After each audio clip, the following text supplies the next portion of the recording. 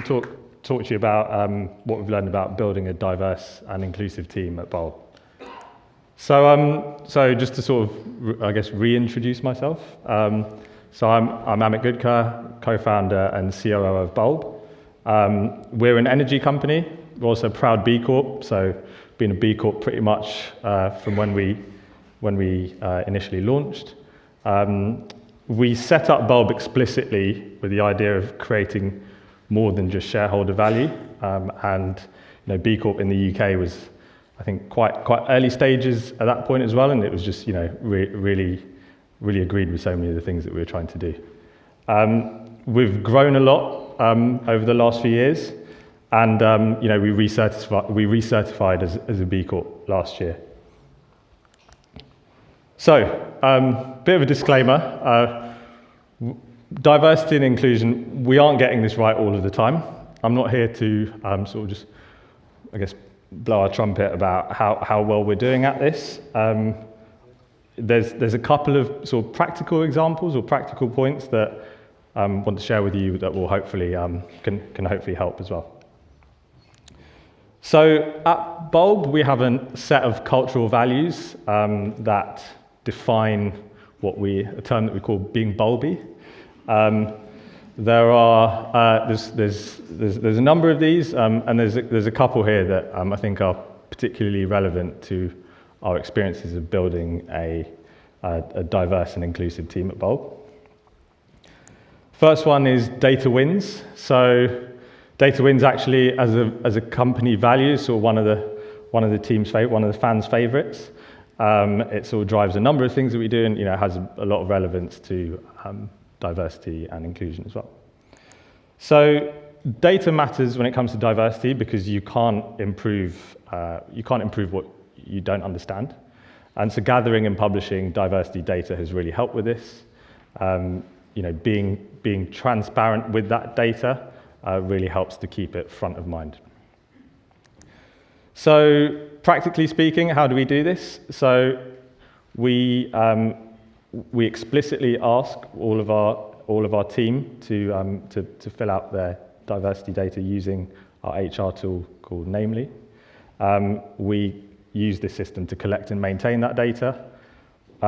This data is it's actually sounds quite simple as a thing to do, but when a company is growing really fast, actually maintaining diversity data, like confidentially, making sure that it's asked for in a sensitive and non-intrusive way, can actually be quite complex. And we've tried lots of different ways of doing that through surveys, and this is the way that we've sort of we've ended up and feel that we have a really good system for doing that now. So this is the tool that we use. We then take that data, we analyze it, and then we turn it into a blog that we post. We try to post every quarter. There have been a couple of quarters where we haven't quite managed to do that, but our aim is to always publish this every quarter. This is really important because not only are we talking about this internally, but externally.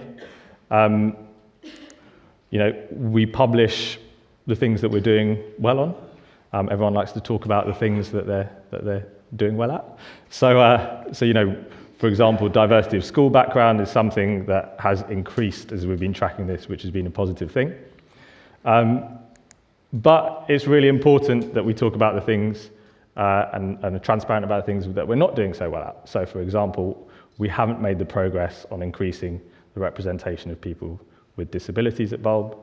We under-index, for example, on the number of parents that there are at Bulb relative to the national working population.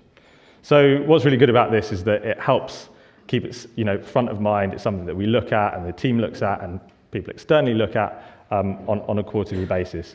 And then it means that we think a lot more closely about processes and procedures we have in place for hiring, or, as I'll come on to, about making a workplace that is actually more inclusive for all different groups of people.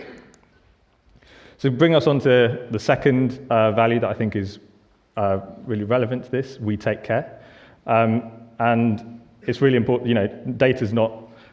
You can have lots of data, but ultimately you need to create a workplace that is caring and inclusive for everyone. So being visibly inclusive really has has made a difference. So we try to be visibly inclusive for all of the different communities at Bulb, and also the different communities that we're trying to establish at Bulb. So you can't be what you can't see. So how do we do that? Again, quite simple things. We go to Pride. We run events during International Women's Day. We run events during Mental Health Awareness Week. And then we also do our best to make our workspace more inclusive. This isn't about lip service. This isn't something just going, diversity inclusion isn't about lip service. It's about actually doing things on a day-to-day basis that you're not just shouting about, even though I am here talking to a lot of people about it. But that wasn't the intention. So these are the things that we do to make Bulb a more inclusive place to work. So just to summarize, a couple of simple things that relate back to some core values that we have. Data wins. Data really matters when it comes to to really understanding your team and being able to use that to make decisions going forwards that based on that data that really improve the workforce that you have.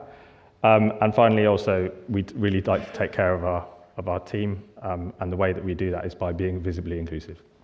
Thank you very much.